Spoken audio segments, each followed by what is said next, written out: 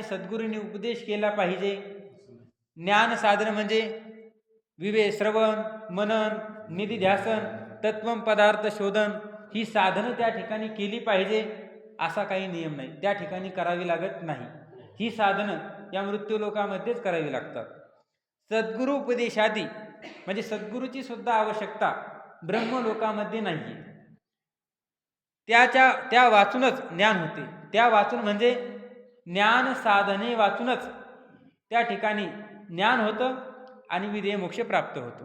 कारण त्या ठिकाणी सद्गुरूंची ज्ञान साधनांची अपेक्षा का नाही, तर त्याचं कारण सांगतात की ब्रह्मलोकात रजतम गुणांचा प्रादुर्भाव नाही. त्या ब्रह्मलोकामध्ये सर्व लोक कसे असतात? सात्विक असतात. सत्वगुण त्यांचा त्या ठिकाणी वृद्धिंगत झालेला असतो. रजगुण आणि तमगुण काहीच नसतं त्या ठिकाणी. आता या मृत्यू लोकाचा जर आपण विचार केला तर या मृत्यू लोकामध्ये काही लोक सत्वगुणी असतात, काही लोक रजगुणी असतात, काही लोक तमगुणी असतात. आता सत्वगुणी लोक आहेत हे कसं समजायचं? तर 14वा अध्याय आहे भगवद्गीतेमध्ये, तिथं सविस्तर विचार सांगितलेला आहे. म्हणजे शांत स्वभाव ज्याचा आहे तो सात्विक आहे. त्यानंतर ज्याला सत्य बोलणं आवडतं तो सात्विक आहे. ज्याच्या अंतःकरणामध्ये करुणा आहे, दया आहे, देवाची भक्ती ज्याच्या अंतःकरणामध्ये आहे, विवेक ज्याचा जागृत आहे, तो कोण आहे तर सात्विक आहे. त्यानंतर हा जो काही सत्वगुण आहे, सत्वगुण वाढल्यानंतर मन स्थिर होत असतं आणि मन प्रसन्न असतं. आणि जर आपलं मन स्थिर नसेल आणि प्रसन्न नसेल तर समजायचं की आपल्यामध्ये सत्वगुण नाही आहे. आपल्यामध्ये एक तर रजगुण असावा किंवा तमगुण असावा. रजगुण कसा असतो तर इच्छा, आसक्ती आणि क्रियाशीलता हे त्या व्यक्तीच्या ठिकाणी असतात. नाना प्रकारच्या इच्छा अंतःकरणामध्ये उत्पन्न होतात, प्रपंचाविषयी आसक्ती असते आणि सतत क्रियाशील त्याचं जीवन असतं. कधीच तो शांत बसत नाही. असा जो व्यक्ती आहे तो रजगुणी आहे. किंवा भोगाची इच्छा त्याच्या अंतःकरणामध्ये असते आणि ह्या इच्छा असल्यामुळे तो कधी प्रसन्नही राहत नाही आणि त्याचं मनही स्थिर होऊ शकत नाही. कारण की ज्ञानोबारांनी सांगितलेलं आहे, देखे अखंडित प्रसन्नता आथी जेत चित्ता रिगणे नाही समजता संसार दुःख. या संसाराचं दुःख कोणाला होत नाही तर जो अखंड प्रसन्न असतो. आणि अखंड प्रसन्न कोण असतो? ज्याचं मन स्थिर असतं, शुद्ध असतं, तोच काय असतो? प्रसन्न असतो. आणि त्यालाच या संसाराचं दुःख काही कष्ट देत नाही. त्यानंतर बघा तमगुण.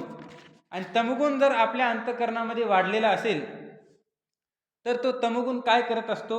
भ्रम निर्माण करत असतो. आहे देह जाणारा आहे, अनित्य आहे, नश्वर आहे, पण या असं वाटतं की हा देह कायम राहणार आहे. हा देह कसा आहे तर त्या ठिकाणी हजारो वर्षापर्यंत राहील असं वाटतंय. म्हणजे त्या ठिकाणी या देहालाच तो आत्मा समजायला लागतो. हा काय आहे? भ्रम आहे. त्यानंतर तमगुणाचं कार्य म्हणजे आळस निर्माण होणं. ज्यावेळेस आपण पाठाला बसतो त्यावेळेस आळस येणं, हा तमगुणाचाच काय आहे? प्रकार आहे. निद्रा येणं, प्रमाद, जेव्हा जी गोष्ट करायची तेव्हा ती गोष्ट न करणं. ज्यावेळेस आपलं शिकण्याचं वय असतं त्यावेळेस जर आपण शिकलो नाही म्हणजे आपण काय करतोय? प्रमाद करतोय. म्हणजे कर्तव्य कर्म न करणं. जे कर्तव्य आहे ते न करणं आणि जे कर्तव्य नाही ते करणं म्हणजेच प्रमाद. ही वृत्ती कुठं उत्पन्न होते? ज्यावेळेस तमगुण वाढतो त्यावेळेस. त्यानंतर मोह, अंतःकरणामध्ये मोह निर्माण होतो. उदासीनता जीवनामध्ये येते, उदास जीवन होतं. म्हणजे जसं साधू संतांचं जीवन संसाराविषयी उदास असतं तसा हा उदासीन नसतो. कारण की याची इच्छा पूर्ण होत नाही म्हणून हा उदासीन असतो. त्यानंतर हिंसा करण्यामध्ये त्याची प्रवृत्ती जास्त असते आणि विवेक नष्ट झालेला असतो. सार काय, आसार काय, सत्य काय, असत्य काय, हा विवेक त्याचा नष्ट झालेला असतो. आणि त्यामुळे या लोकांमध्ये त्याला सद्गुरू करावे लागतात. ज्ञानाची जे साधनं आहेत, ज्ञानाची साधनं कोणती? विवेक, वैराग्य, समाधी षटक, मुमुक्षुत्व, श्रवण, मनन, निधिध्यासन, तत्व पदार्थ शोधन ही सर्व असणारी साधनं या मृत्यू लोकामध्ये करावी लागतात. पण ब्रह्मलोकामध्ये या साधनांची काय नाही, अपेक्षा नाही. का नाही? कारण की त्या लोकामध्ये रजोगुणी आणि तमोगुणी लोक नसतात. रजोगुण घालवण्यासाठी आणि तमोगुण घालवण्यासाठी निष्काम कर्म, निष्काम उपासना इथं करावी लागते. तिथं काही करण्याची आवश्यकता नाही. सद्गुरु उपदेशादी ज्ञान साधनाची अपेक्षा नाही. त्या वाचूनच ज्ञान होते. त्याशिवाय त्या असणाऱ्या साधकाला काय होत असतं, त्या ठिकाणी ज्ञान होत असतं. कारण ब्रह्मलोकात रजतम गुणांचा प्रादुर्भाव नाही. त्या लोकामध्ये रजगुण आणि तमगुण ही नाहीच. केवळ सत्वगुण प्रधान हा लोक आहे. केवळ म्हणून त्याला काय दुसरं नाव सत्यलोक म्हटलेलं आहे. केवळ सत्य म्हणजे त्या ठिकाणी सात्विक लोक आहे म्हणून सत्यलोक असं नाव त्याला प्राप्त झालेलं आहे. सत्वगुण प्रधान ते लोक असतात. रजगुण रजतमगुण नाहीत. म्हणून काम क्रोधादी किंवा जडता आलस्याधिक नाहीत. ब्रह्मलोकामध्ये सर्वच असणारे लोक जीव हे सत्वगुणाने युक्त असल्यामुळे रजगुणाचं जे कार्य आहे, काम, क्रोध, मद, मत्सर, दंभ, अहंकार, हे जे विकार आहेत, हे विकार त्यांच्या अंतःकरणामध्ये राहत नाही. त्यानंतर जडता, आलस्य, निद्रा, भय कोणतीही वृत्ती त्या ठिकाणी नाही. का? रजगुण आणि तमगुण नाही, केवळ सत्वगुण आहे. म्हणून ज्ञानरूप प्रकाश त्यामध्ये प्रधान आहे. त्यांच्यामध्ये ज्ञानरूप प्रकाश आहे. अंधकाररूप रजगुण नाही आणि दुःखरूप असणारा तमगुण सुद्धा नाही. कारण की या तीन गुणांनाच बोलत असताना सांगितलेलं आहे सुख दुःख मोहात्मक. सुख देणारा तो सत्वगुण, दुःख देणारा तो रजगुण आणि मोह निर्माण करणारा तो तमगुण. त्या ठिकाणी मोहही नसतो आणि दुःखही नसतं, फक्त काय असतं, सुखच असतं. म्हणून ज्ञानरूप प्रकाश त्यामध्ये प्रधान आहे. त्या लोकांमध्ये त्यांच्या बुद्धीमध्ये ज्ञानरूप प्रकाश म्हणजे सत्वगुण अधिक असतो, प्रधान असतो, मुख्य असतो. म्हणून पूर्वी चिंतन केलेले, पूर्वी म्हणजे एक, अखंड, अदृश्य, अकर्ता, अभक्त असं जे परमात्मा आहे, असं जे ब्रह्म आहे, त्या ब्रह्माचं चिंतन आपण पूर्वी केलेलं आहे. तेच या ठिकाणी सांगतात की ते असणारं ब्रह्म कसं आहे. तर सर्व भेदरहित, भेद 5 प्रकारचे, त्या 5ही भेदाहून रहित आहे. कोण? परमात्मा, आपला आत्मा ब्रह्म. पुन्हा कसं आहे तर असंग आहे, कोणाचाही संग त्या परमात्म्याला होत नाही. पुन्हा निर्विकार आहे, कोणताही विकार परमात्म्याच्या ठिकाणी नाही. जसं आपल्या या देहाच्या ठिकाणी 6 विकार आहेत. कोणते विकार आहेत? अस्ति, जायते, वर्धते, विपरिणमते, अपक्षीयते आणि विनश्यती. देह जन्मतो, त्याची सत्ता आहे, तो वाढत असतो, तो विशिष्ट अवस्थेला येतो आणि क्षय त्याचा होत असतो आणि शेवटी तो नष्ट होतो. हे 6 विकार या शरीराच्या ठिकाणी आहे. पण आपल्या आत्म्याच्या ठिकाणी हे 6ही विकार नाही. म्हणून तो असणारा आत्मा कसा आहे? निर्विकार आहे, नित्यमुक्त. हा कधीच, परमात्मा हा कधीच बंधनात नसतो. आपण कसे आहोत? नित्यमुक्तच आहोत. परंतु झालं काय? आपण पाप आणि पुण्य, मी केलं, मी असा करतो, मी तसा करतो, हे असणारं कर्तृत्व आपण आपल्याकडे ओढून घेतल्यामुळं आपण कसे आहोत तर बद्धमुक्त आहोत. म्हणजे आता अगोदर बंधनामध्ये होतो आणि आता विचारसागर, या ठिकाणी विचारसागरचं चिंतन करून मुक्त होण्यासाठी प्रयत्न करत आहोत. आणि ज्यावेळेस आपण मुक्त होऊ त्यावेळेस आपण बद्धमुक्त होऊ. म्हणजे अगोदर बंधनात होतो आणि आता काय झालेलो आहोत? मुक्त झालेलो आहोत. पण ईश्वर कसा आहे? नित्यमुक्त आहे. म्हणजे ब्रह्म कसा आहे? नित्यमुक्त आहे. ब्रह्मरूप आत्मा म्हणजे आत्मा हा नित्यमुक्त आहे, निर्विकार आहे आणि असंग आहे, सर्व भेदरहित आहे आणि ब्रह्म रूपच आहे. म्हणजे ब्रह्म आणि आत्मा यांच्यामध्ये काही भेद नाही. ब्रह्मरूप आत्मा जे ओंकाराचे लक्ष, ओंकार त्याचं लक्ष कोण आहे तर आत्मा आहे. जसं आता तत्वमसी हे महावाक्य आहे, त्या तत्वमसी महावाक्यामध्ये तत्पद, त्वमपद आणि असीपद, तत्पदाचे 2 अर्थ सांगतात, त्वमपदाचे 2 अर्थ सांगतात आणि असीपद हे काय सांगतं? एकता सांगणार आहे. तत्पदाचे दोन अर्थ आहे, वाच्यार्थ आहे ईश्वर आणि लक्ष्यार्थ आहे ब्रह्मचैतन्य. त्यानंतर त्वम पद वाच्यार्थ आहे जीव चैतन्य आणि लक्ष्यार्थ आहे कुटस्थ आत्मा. त्वम पद लक्ष्य म्हणा, प्रत्येक आत्मा, हे काय आहे, लक्ष्यार्थ आहे. आता वाच्यार्थामध्ये म्हणजे तत्पदाचा वाच्यार्थ ईश्वर आणि त्वम पदाचा वाच्यार्थ जीव यांच्यामध्ये एकता नाही. तत्पदाचा लक्ष्यार्थ आणि त्वम पदाचा लक्ष्यार्थ ब्रह्मचैतन्य आणि कुटस्थ चैतन्य म्हणजेच आत्मा यांच्यामध्ये काय आहे, एकता आहे. म्हणजे लक्ष्य कोण झालं, ब्रह्मचैतन्य. तसं या ठिकाणी ओंकाराचं लक्ष्य कोण, ब्रह्मचैतन्य. त्याचे ब्रह्मरूप आत्मा जे ओंकाराचे लक्ष्य, त्याचे उपासकास ब्रह्मलोकी भान होते. ब्रह्मलोकामध्ये भान होतं म्हणजे ज्ञान होतं. ब्रह्मलोकामध्ये त्या उपासकाला ओंकाराचं जे लक्ष्य आहे ब्रह्म, आणि ते ब्रह्मच काय आहे तर आत्मा आहे, अशा प्रकारचं ज्ञान त्या लोकामध्ये त्या असणाऱ्या उपासकाला होत असतं. म्हणून जे हिरण्यगर्भ लोक वासी त्या संसार नाही.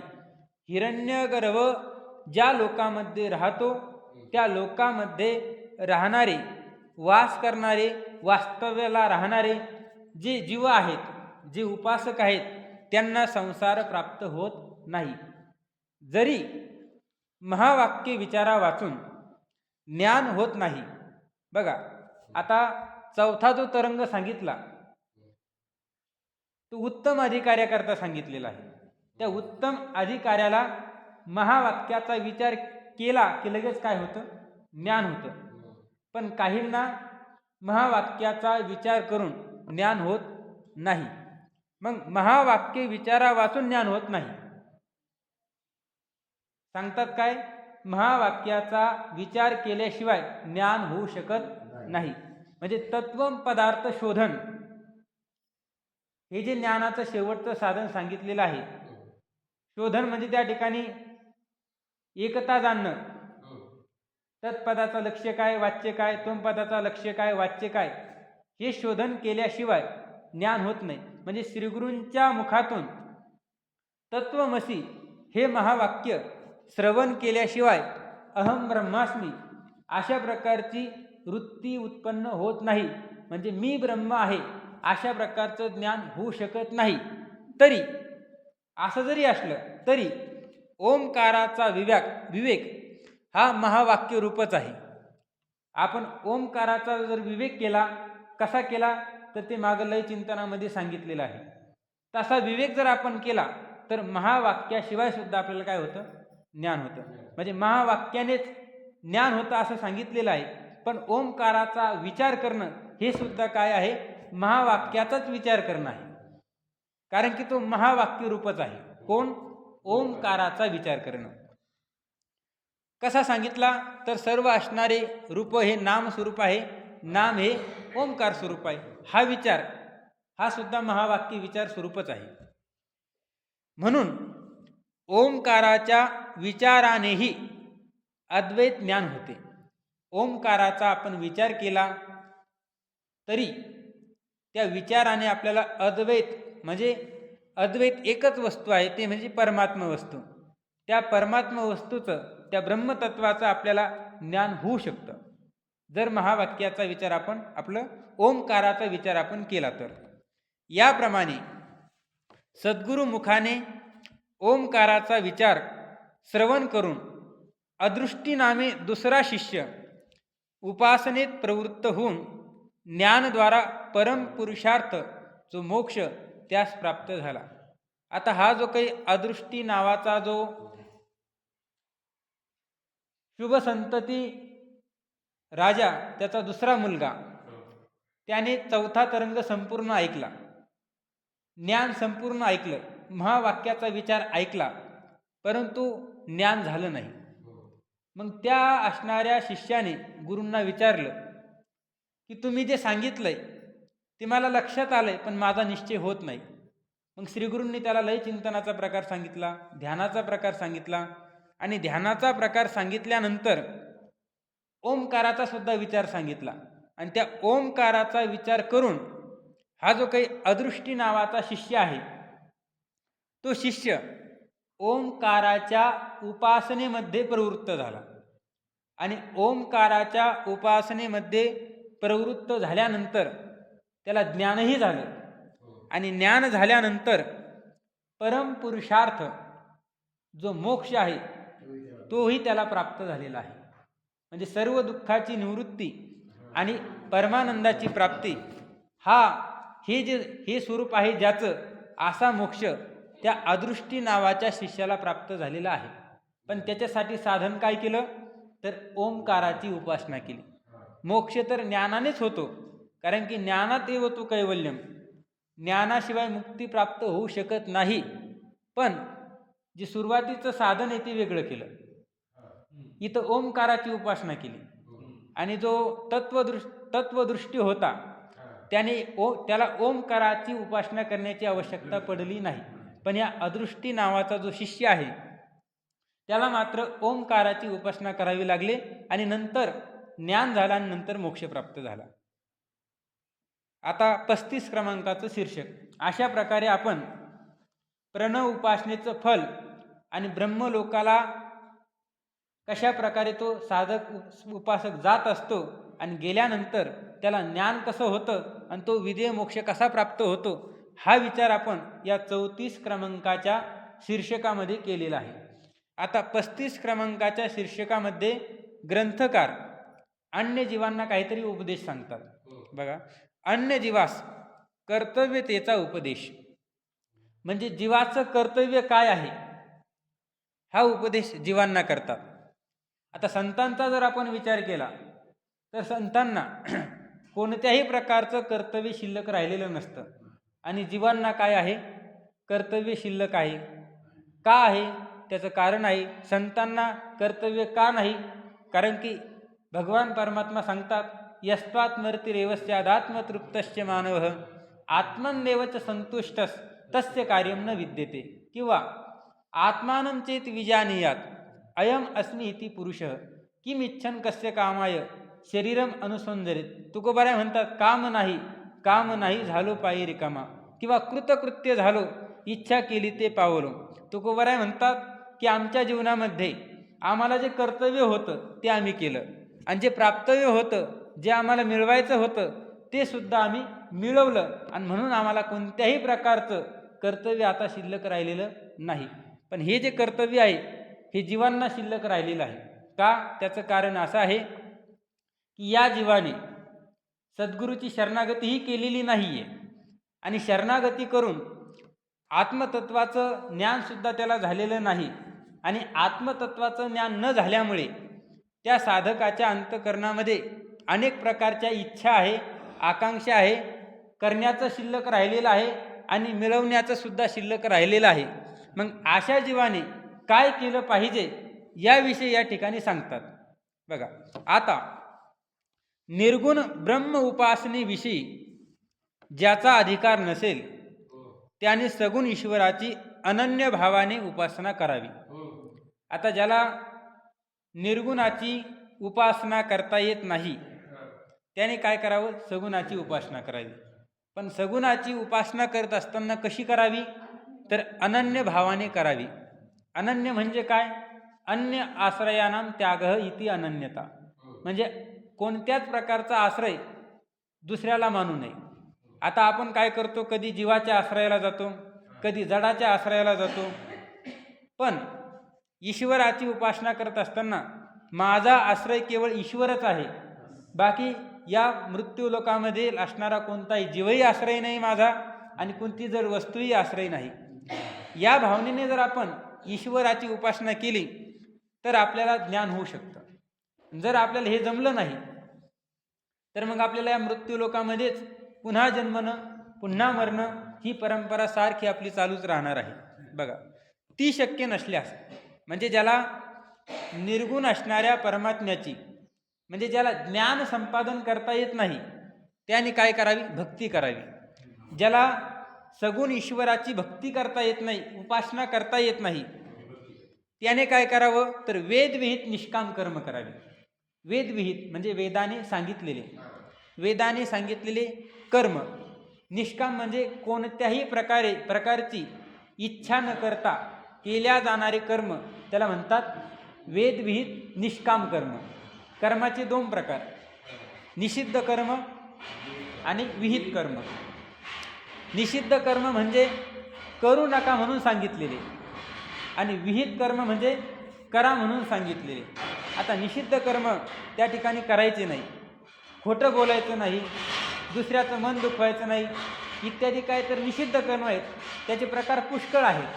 आणि विहित कर्माचे सुद्धा 4 प्रकार सांगितलेले आहेत: नित्य कर्म, नैमित्तिक कर्म, काम्य कर्म आणि प्रायश्चित्त कर्म.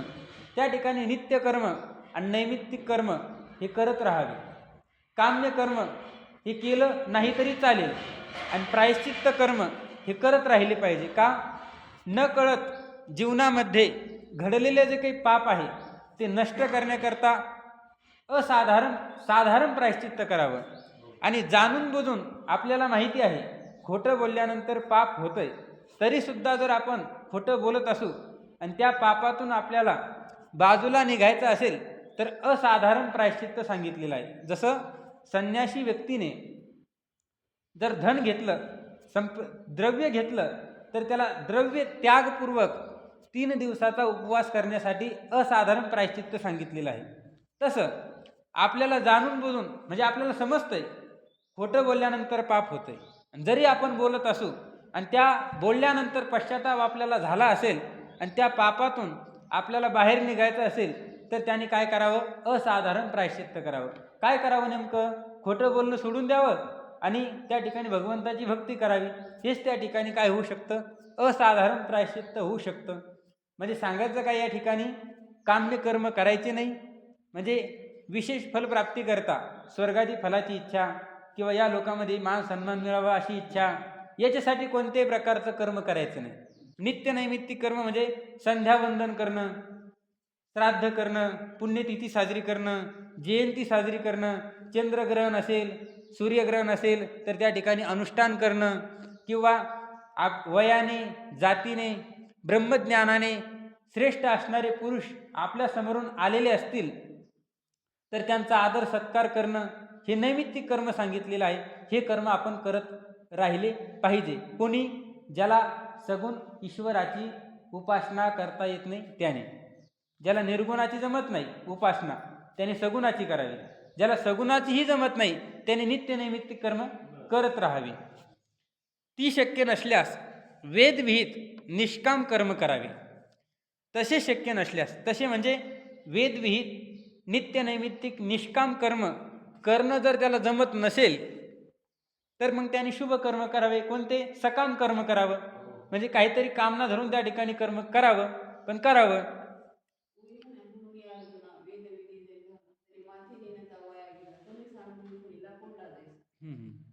तर तसे शक्य नसल्यास शुभ सकाम कर्म त्याने करावे. शुभ सकाम म्हणजे त्या ठिकाणी काहीतरी, आता आपण या ठिकाणी भजन करतोय, मग भजन करत असताना काहीतरी इच्छा अंतःकरणामध्ये धारण करून कर्म करणं, ते सकाम कर्म. म्हणजे फलाची इच्छा धरून केल्या जाणारं जे कर्म आहे त्याला काय म्हणतात? सकाम कर्म. ते सकाम कर्म त्याने करावं. पण सकाम कर्म करत असताना कसं करावं? शुभ कर्म करावं, अशुभ कर्म त्याने करू नये. तेही शक्य नसल्यास त्याला ते सकाम शुभ कर्म करणं जर शक्य नसेल तर त्याने काय करावं? त्या ठिकाणी कोणताच उपाय नाहीये म्हणून वारंवार या संसारामध्ये जन्मावं आणि सुखदुःख भोगत राहावं. हेच काय तर त्यासाठी बरं राहील. म्हणजे ज्याला ही परंपरा लक्षात ठेवायची आपल्याला, निर्गुण उपासना ज्याला जमत नसेल त्याने सगुणाची उपासना करावी. सगुण उपासना ज्याला जमत नसेल त्याने वेदविहित निष्काम कर्म करावे. ज्याला वेदविहित निष्काम कर्म जमत नसेल त्याने शुभ सकाम कर्म करावे. आणि ज्याला हेही जमत नसेल त्याने वारंवार या संसारामध्ये दुःख भोगण्यासाठी जन्म घ्यावा. हेच त्याच्यासाठी चांगलं. हां, म्हणजे त्या रहाट गाडग्याप्रमाणे त्याने पुन्हा जन्माला येणं, पुन्हा मरणं. जसं ते रहाट गाडगं पाण्यात जातं, पुन्हा वर येतं, पुन्हा पाण्यात जातं, तसं आपलं जन्मायचं, वाढायचं, तरुण व्हायचं, म्हातारं व्हायचं, मरायचं, पुन्हा जन्मायचं, हे सतत आपलं चालू ठेवायचं. काही अडचण नाही कोणाला. ठीक. तर अशा प्रकारे या ठिकाणी 35 क्रमांकाचं जे शीर्षक आहे ते सुद्धा या ठिकाणी झालेलं आहे. आता या 5व्या तरंगाचं जे काही रहस्य आहे, 5व्या तरंगाचं रहस्य, इतका पॅरेग्राफ घेऊ. 4थ्या तरंगात परमात्म्याव्यतिरिक्त सर्व जगत मिथ्या ठरल्यावर त्यात जगदंतपाती वैदिक व्यवहारही मिथ्या होणार. बघा, 4था जो तरंग आहे त्या 4थ्या तरंगामध्ये अजातवाद सांगितलेला आहे. अजातवाद म्हणजे अ म्हणजे नाही, जात म्हणजे जन्म, संसार झालाच नाही. नाथराय वर्णन करतात, प्रपंच एक झाला होता, हे तो समूळ मिथ्या वार्ता, पुढे होईल मागुता, कदा कल्पांती घडेना. म्हणजे प्रपंच हा झालाच नाही, आताही झाला नाही, मागसुद्धा झाला नव्हता आणि पुढे सुद्धा होणार नाही. म्हणजेच अजातवाद. त्या अजातवादामध्ये केवळ काय तर परमात्माच आहे. परमात्म्या व्यतिरिक्त सर्व जगत. आणखीन दुसरा एक वाद सांगितला, विवर्तवाद. विवर्तवाद म्हणजे प्रपंच आहे पण तो कसा आहे, मिथ्या आहे. रज्जूच्या अज्ञानाने जसं सर्पाचा भ्रम होतो तशा प्रकारे परमात्म स्वरूपाचं अज्ञान असल्यामुळे या परमात्म्यावर या जगताचा काय होत आहे, भ्रम होत आहे. व्यष्टी दृष्टीनं आत्म्याच्या ठिकाणी या शरीरांचा भास होत आहे आणि समष्टी दृष्टीनं ब्रह्मस्वरूपाच्या ठिकाणी या संपूर्ण जगताचा काय होत आहे, भास होत आहे. पण हे जगत कसं आहे तर मिथ्या आहे. जगत आहे कारण की शिष्याला ज्यावेळेस अजातवाद सांगितला त्यावेळेस तो पटला नाही आणि म्हणून विवर्तवाद सांगितला. आणि त्या विवर्तवादानुसार परमात्म्या विवर्तवादानुसार जगत कसं आहे पण ते कसं आहे, मिथ्या आहे. परमात्म्या व्यतिरिक्त सर्व जगत मिथ्या ठरल्यावर त्यात म्हणजे त्या असणाऱ्या जगतामध्ये जगदंतपाती म्हणजे जगताच्या अंतर्गत येणारे जे काही वैदिक व्यवहार आहे ते सुद्धा कसे आहेत, मिथ्याच आहे. जसं आता यज्ञ सुद्धा मिथ्या आहे. जे गुरु ज्ञान देतात ते सुद्धा मिथ्या आहे. ईश्वर सुद्धा कसा आहे, मिथ्या आहे. का? कारण की जोपर्यंत अज्ञान आहे तोपर्यंत गुरुही आहे, तोपर्यंत ईश्वरही आहे आणि जगतही आहे. अज्ञान संपुष्टात आलं की ईश्वरही नाही, जगतही नाही आणि गुरुही नाही. परंतु जरी हे खरं असलं, जोपर्यंत आपण व्यावहारिक सत्तेमध्ये जगतोय तोपर्यंत आपल्याला देवच मानावं लागणार, गुरु हे गुरुच मानावे लागणार आहेत. जर आपण असं केलं आता देवही नाही आणि ईश्वरही नाही तर तसं जमायचं नाही. जोपर्यंत व्यावहारिक सत्ता आहे तोपर्यंत आपल्याला हे सर्व गोष्टी मानाव्या लागतात. पण वैदिक व्यवहारही मिथ्या होणार. म्हणजे पारमार्थिक सत्तेमध्ये वैदिक व्यवहार सुद्धा कसा आहे, मिथ्याच आहे. पण व्यावहारिक सत्तेमध्ये वैदिक व्यवहार हा कसा आहे, सत्य आहे. हे मात्र विसरायचं नाही. नाहीतर कधी कधी भ्रम होतो माणसाला.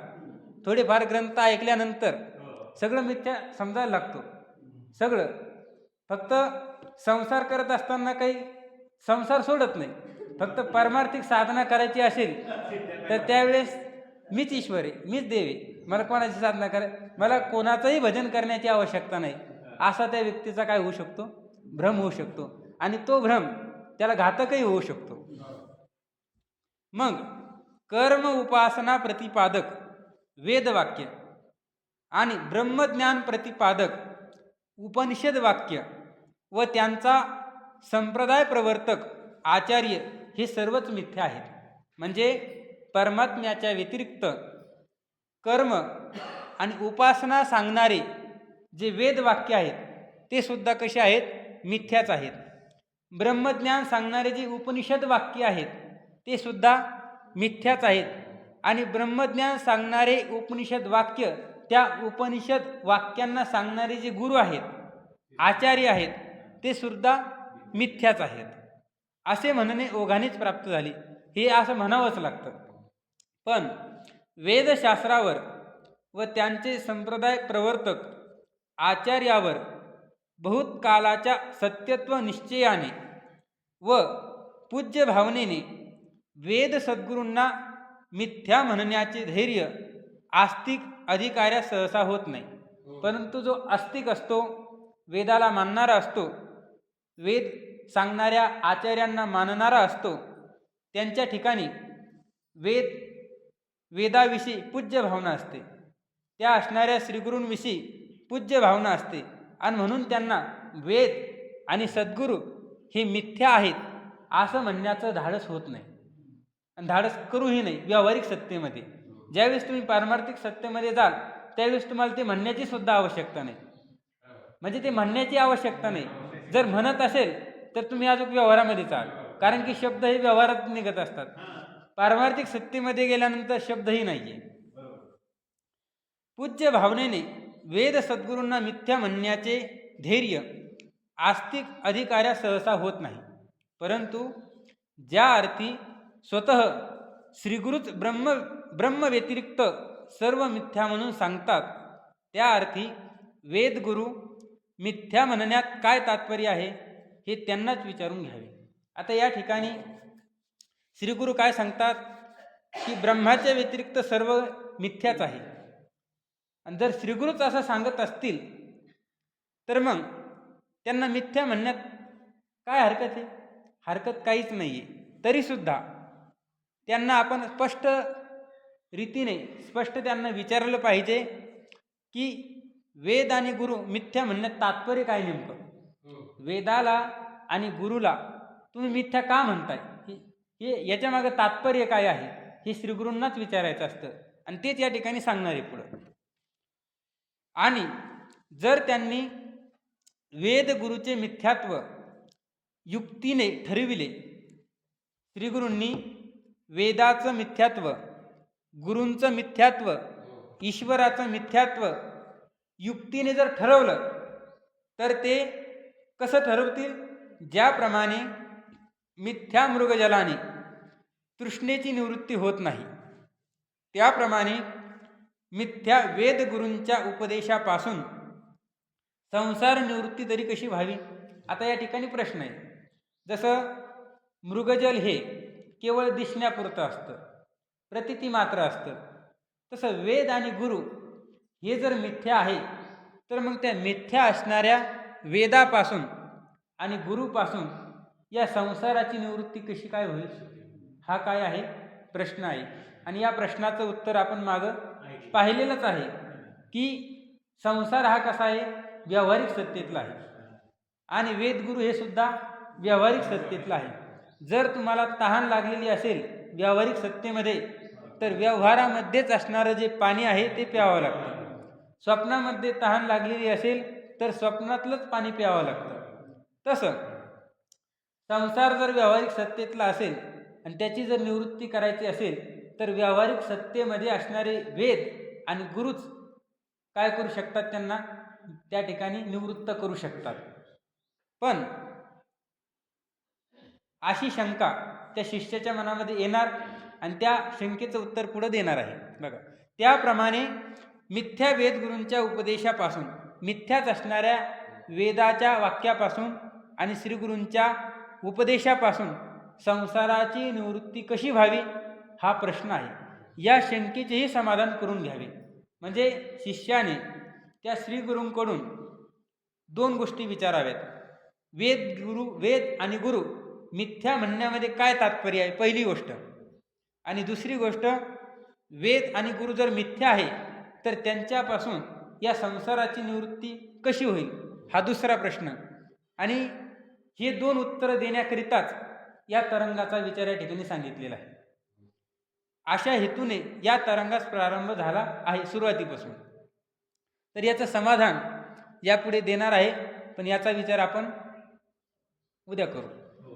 ओम पूर्णमदः पूर्णमिदं पूर्णात् पूर्णमुदच्यते पूर्णस्य पूर्णमादाय पूर्णमेवावशिष्यते. ओम शांति शांति शांति.